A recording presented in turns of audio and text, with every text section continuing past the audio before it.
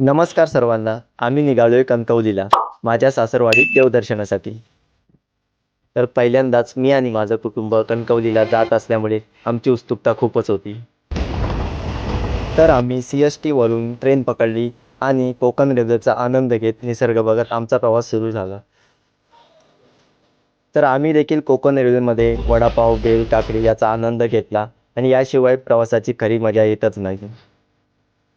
आमची गाडी थोडी लेट झाली आणि अखेर आम्ही कणकवलीत पोचलो.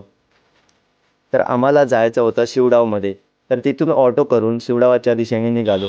रस्त्याने जाताना आता कुठे स्वर्गात आल्याची फिलिंग येत होती. घरी पोचल्यानंतर आमचं मनापासून स्वागत करण्यात आलं. जेवण करून थोडा आराम केला आणि संध्याकाळी वाडीमध्ये फेरफटका मारायला गेलो. शांतता, निसर्ग आणि आपलेपण पाहून मनाला खूप छान वाटत होतं. पुढच्या भागात आपण मंदिरात जाऊन देवदर्शन करणार आहोत. ते नक्की पहा. धन्यवाद.